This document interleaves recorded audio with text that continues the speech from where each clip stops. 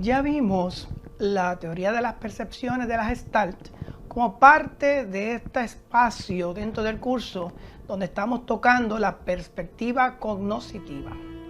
Ahora vamos a ver la teoría epistemológica genética de acuerdo a Jean Piaget. De esta manera este servidor les da nuevamente la bienvenida. Veamos qué vamos a trabajar en esta lección. La biografía de Jean Piaget, la explicación de la teoría y sus principios principales y la pertinencia de esta teoría para nosotros los maestros. ¿Qué espero yo como profesor? Que usted conozca esos principios de la teoría de la epistemológica genética de Jean Piaget, que pueda diseñar actividades de aprendizaje que apliquen estos principios y que demuestre estar motivado para aplicar los principios en el diseño y desarrollo de sus clases. Comencemos a la discusión. La teoría epistemológica genética de Jean Piaget es una de las teorías más influyentes en la psicología del desarrollo y de la educación. En esta teoría, Jean Piaget explica cómo los niños construyen su comprensión del mundo a través de la experiencia y la interacción con el entorno. Para nosotros los maestros, conocer esta teoría puede ser beneficioso para entender cómo los estudiantes aprenden y cómo adaptar nuestra enseñanza a las etapas de desarrollo de nuestros estudiantes. Veamos quién fue Jean Piaget. Fue un psicólogo y epistemólogo suizo, reconocido por su trabajo en el campo de la psicología infantil y su teoría del desarrollo cognitivo. Nació en Suiza y recibió su doctorado en biología en la Universidad de Neuchâtel antes de dedicarse a la investigación en psicología del niño. Durante su vida, publicó numerosos libros y artículos respecto al desarrollo cognitivo y la educación, y su trabajo ha influido en la teoría y la práctica educativa en todo el mundo. Veamos esta teoría que sigue teniendo vigencia, todavía no ha venido otra teoría que la desbanque, así que por eso siempre la estudiamos en nuestros cursos.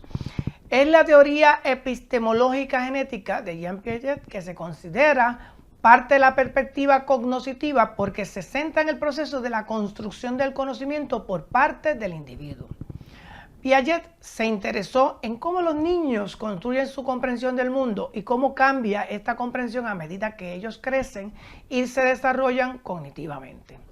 Esta teoría enfatiza la importancia de la cognición y el pensamiento en el aprendizaje y cómo estos procesos se relacionan con el desarrollo del conocimiento. Muy interesante. Ahora voy a ir poco a poco. Aquí les presento una tabla que tiene los 4 estadios del desarrollo cognitivo según Piaget. La teoría tiene 4 estadios, ¿verdad? El estadio sensorial-motor, preoperacional, de operaciones concretas y de operaciones formales. Cada estadio tiene unas edades en las que ocurre y tiene unas características. Vamos a comenzar con el estadio sensoriomotor, que surge desde el nacimiento a los 2 años. En este estadio los niños aprenden a través de la exploración sensorial y el movimiento.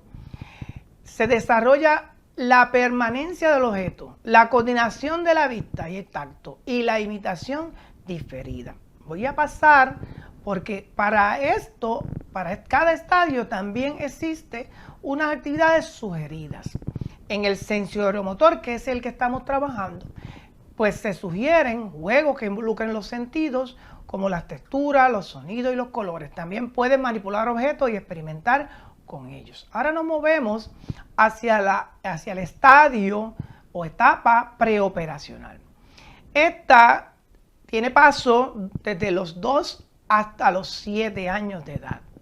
Los niños empiezan a utilizar el lenguaje y los símbolos para representar objetos y acontecimientos, pero su pensamiento aún es egocéntrico e intuitivo.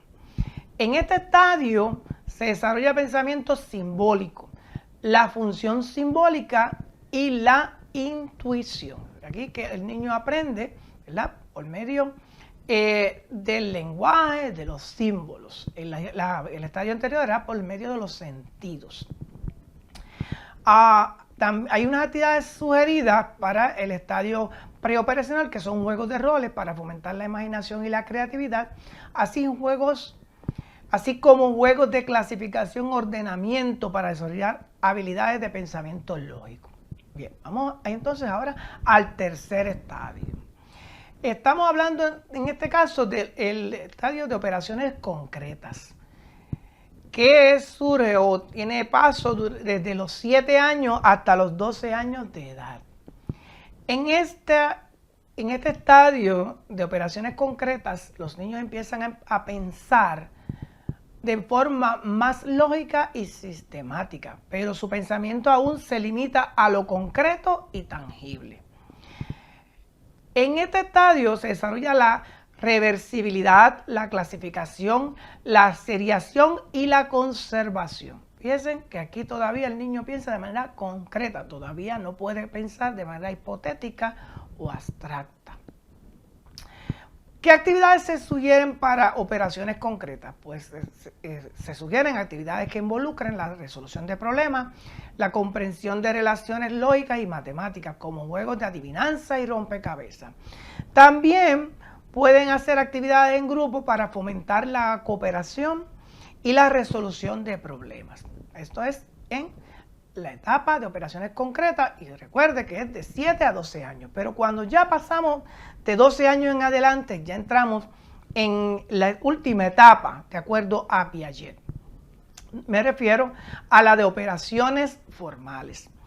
Los jóvenes empiezan a pensar de forma entonces abstracta e hipotética, y pueden razonar referente a situaciones imaginarias. En este estadio se desarrolla el pensamiento formal, la combinatoria, la proporcionalidad y la probabilidad.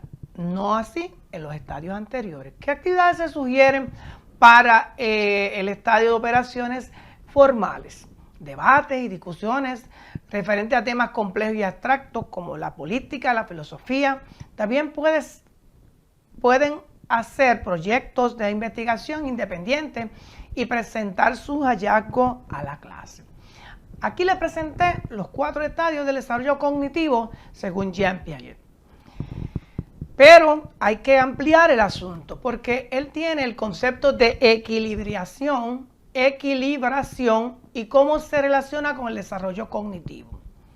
El concepto de equilibración en la teoría de Piaget se refiere al proceso de la búsqueda del equilibrio entre la asimilación y la acomodación. Según Piaget, los individuos buscan un equilibrio entre su comprensión actual del mundo y los nuevos conocimientos y experiencias que encuentran. Este proceso de equilibración es fundamental para el desarrollo cognitivo y para que los individuos puedan pasar de un estadio de desarrollo cognitivo a otro.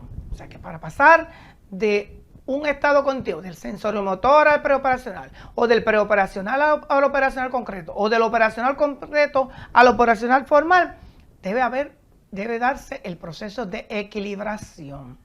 Bien. Fíjense, a mi espalda ustedes pueden ver un gráfico que ya mismito voy a proceder a discutirlo en más detalles.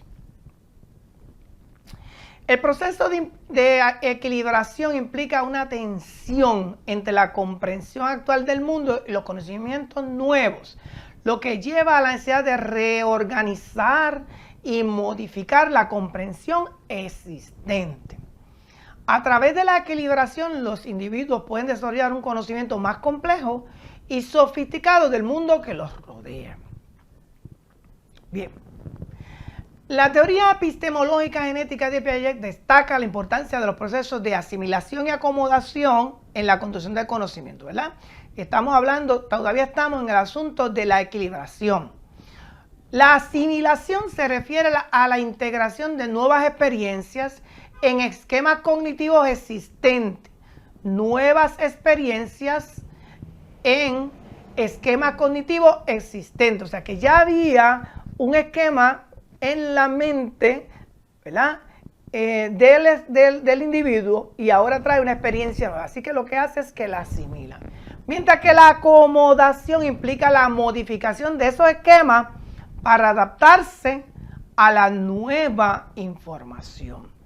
Ambos procesos trabajan en conjunto para la creación y evolución del conocimiento. Muy importante. La teoría de Piaget ha tenido una gran influencia en la educación al enfatizar la importancia de la construcción activa de conocimiento por parte del estudiante.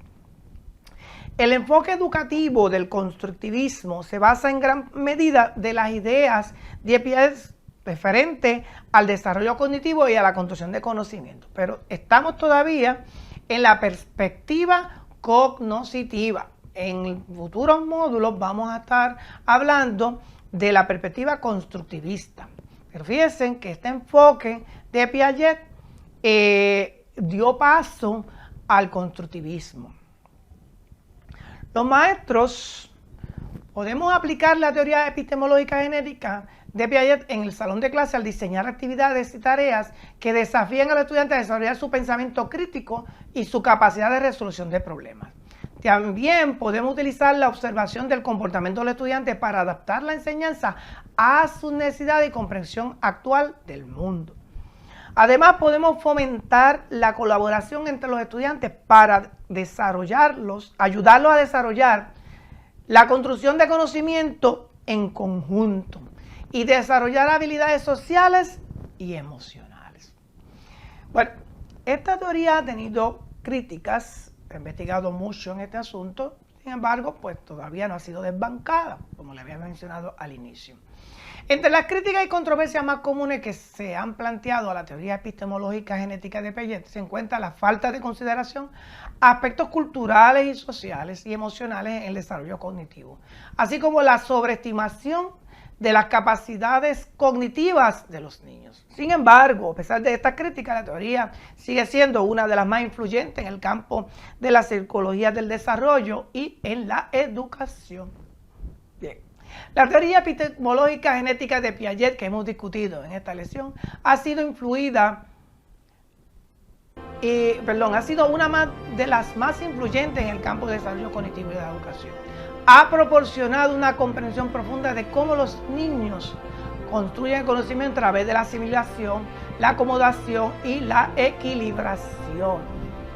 Aunque ha recibido algunas críticas y controversias, sigue siendo una teoría relevante para la educación actual y para la comprensión del desarrollo cognitivo humano. Aquí algunas de las referencias que se utilizaron para esta presentación.